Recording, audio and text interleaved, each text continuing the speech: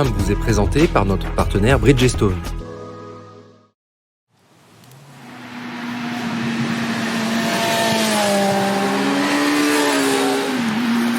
Oh, vous avez vu? C'est une Z900!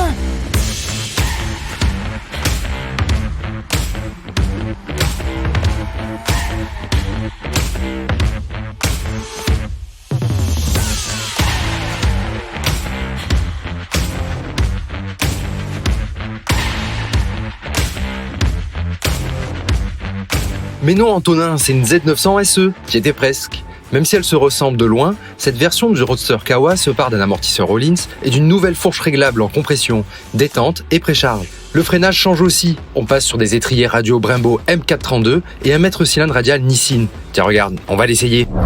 Ah, merci de m'avoir téléporté, je dirais même plus de m'avoir catapulté sur cette Z900 SE. Et effectivement, le changement qu'on peut d'emblée constater, c'est effectivement les suspensions font bien mieux leur travail que la Z900 basique. On sent clairement la différence, surtout à l'arrière, où là l'amortisseur Öhlins fait parfaitement le job. C'est-à-dire que on sent que à l'accélération, l'arrière de la moto s'assoit quand même beaucoup plus progressivement que sur la Z900 basique. Et pareil sur les phases de décélération et sur les phases de freinage, la moto se relève quand même beaucoup moins brusquement.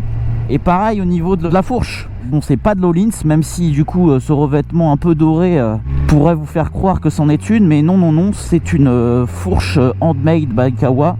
Sauf qu'il y a beaucoup plus de réglages. Et surtout, donc là, du coup, ce qu'on peut constater au niveau de cette fourche, c'est que le setting de base est beaucoup plus ferme que celui qu'il y a sur la Z900 basique. Sur les phases de freinage, elle va s'enfoncer beaucoup moins vite. Et elle va se relever beaucoup moins vite sur les phases d'accélération. En somme, c'est un package qui est très complet. Le setting global, que ce soit au niveau de l'amortisseur comme de la fourche, il est super bien paramétré déjà d'origine.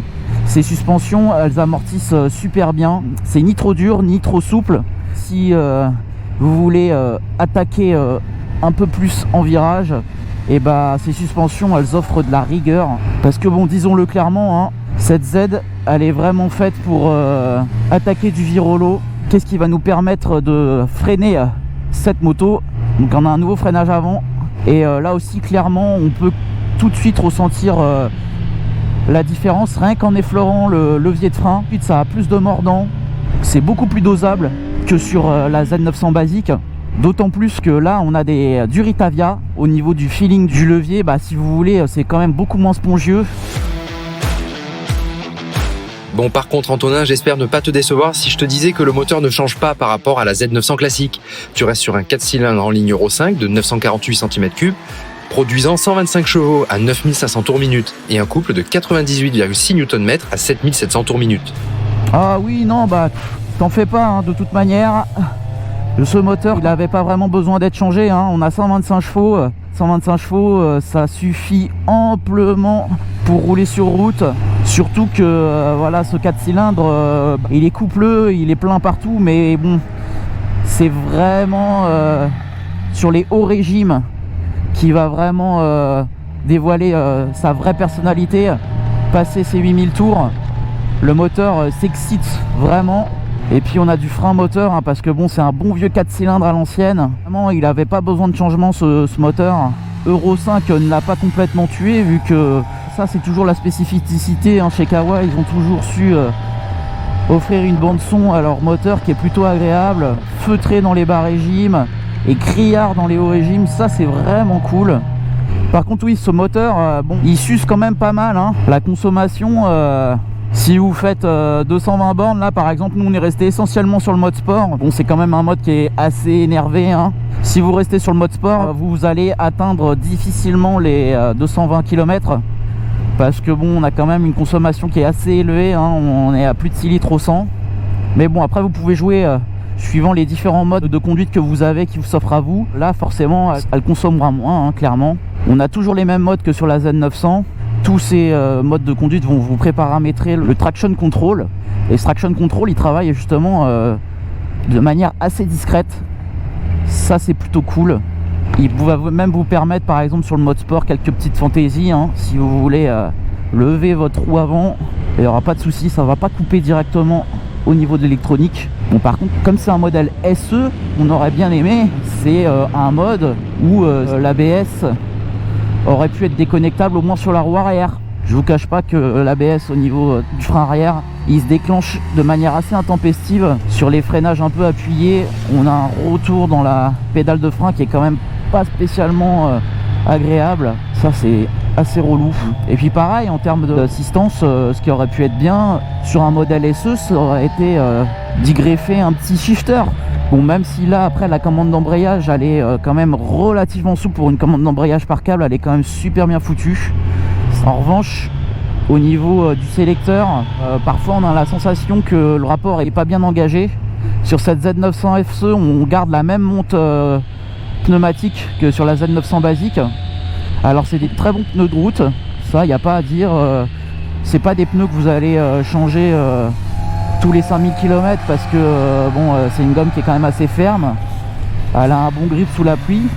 En revanche, si vous êtes amené à attaquer, à faire un peu d'arsouille, c'est des pneus qui vont montrer assez vite leurs limites, notamment plus vous allez mettre de l'angle et plus le pneu va tendance à glisser, à légèrement glisser, des petites zippettes de l'arrière quoi. C'est un peu dommage quoi, parce que bon, c'est quand même un modèle qui a une orientation sport. On aurait bien vu du sport smart au lieu d'un road smart par exemple. Et pareil aussi, ce qui change pas, c'est l'ergonomie, assez sportive hein.